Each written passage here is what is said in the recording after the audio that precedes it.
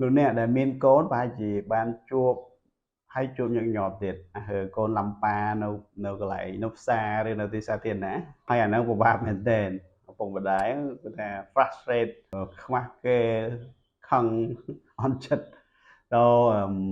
phía trước vùng đáy đừng là ban chùa vậy rồi nữa chán ngày nít chúng cho chạy lại vì đừng na ca buồn chấm hiền cả đọt xẻ chỉ mùi côn để làm pa được lại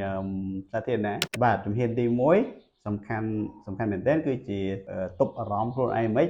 ឲ្យមើលទៅដូចតិចហើយលោកអ្នកប្រហែលជាឆ្ងល់ថាចំពងខឹងពងពិបាកចិត្តឲ្យតិចមិនកើតចាបើលោកអ្នកយល់ពីអត្តកម្បាំងនៅខាងក្រោយហ្នឹងខ្ញុំគិតថាលោកអ្នកអាចទប់ចិត្តបានយល់អត្តកម្បាំងគឺថាកូនក្មេងគេច្រើនគេចេះចិត្តសាស្ត្រជាងមនុស្សចាស់ទៀតគេមើលមកមនុស្សចាស់បើមនុស្សចាស់មើលទៅដូចតិចចិត្តដូចនឹងថឹងអារម្មណ៍គាត់ដែលគាត់ខឹងគាត់លំបានហ្នឹងវាថយបានខ្លះឧទាហរណ៍រៀងផ្សេងប៉ុន្តែវាអាចតទៅមួយរឿងនេះដែរតែកូនខ្ញុំបើសិនជាខ្ញុំនាំគាត់ទៅចាក់ថ្នាំខ្ញុំខំប្រឹងធ្វើអារម្មណ៍ដូចថាអត់ឲ្យភ័យទេហើយខ្ញុំបញ្យល់គាត់កូនហ្នឹងឈឺតាមផ្លែដែរផ្លែទៅបាត់ហើយពេលគេជឿខ្ញុំហើយគេមើលមុខខ្ញុំអញ្ចឹងទៅគេអត់ភ័យដែរពេលចឹងចាក់ថ្នាំកូនខ្ញុំធ្វើបានជោគជ័យពេលចាក់ថ្នាំ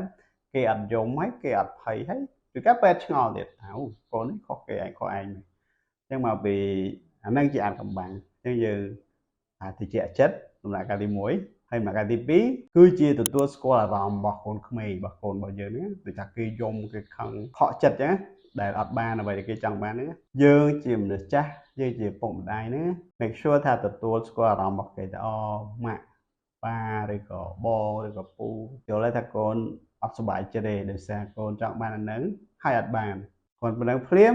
អារម្មណ៍គេដូចថាចោះបន្តិចតែពិតមនុស្សលំប៉ាដូចមនុស្សបាតកម្មចឹងគេអត់បានអីហ្នឹងគេត្រូវធ្វើហ្នឹងឲ្យបានហើយអារម្មណ៍គេហ្នឹងពេលហ្នឹងគេប្រើអារម្មណ៍យើងប្រើពាក្យ logic មិនបញ្យល់ហេតុផលមិនក៏គេអត់ស្ដាប់អញ្ចឹងដំណាក់កាលទី2ហ្នឹងក៏សំខាន់ដែរគឺជាទទួលស្គាល់អារម្មណ៍របស់គេថាយើងដឹងថាគាត់មានអារម្មណ៍មិនហើយដំណាក់កាលទី3គឺជាដល់ជំរឿសឲ្យគេរើសទីហោថាឥឡូវយើងអត់ចង់ឲ្យញ៉ាំកូកាភាសាគាត់ឈឺកឬគាត់អាចក្តៅខ្លួនថាកូនមានជំរើសអាចរើសជាទឹកអំពៅឬក៏ក្រូចច្របាច់ចឹងទៅគេមានជំរើសពីរទឹកអំពៅឬក្រូចច្របាច់ចឹងគេអាចពជាពេលបន្តិចគិតអញ្ចឹងយើងមកពីដំណាក់កាលទី1ទី2ទី3នេះគេអាចមានអារម្មណ៍ដូចថាអាចទទួល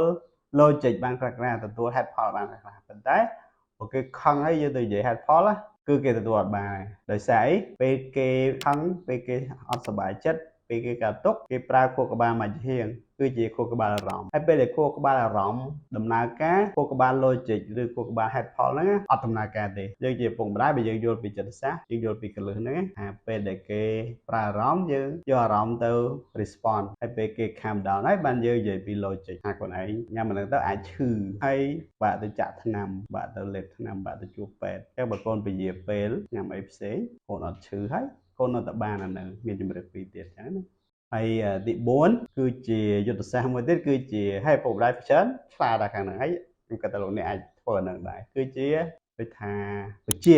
ដូចថាគេចង់ទិញតុក្កតាអញ្ចឹងបើយើងអត់ទាន់ចូលហើយយើងដើរបជាគាត់ហើយយើងដើរវៀងពីតូបហ្នឹងមកអាយស្គ្រីមក្រែមកៃអីចឹង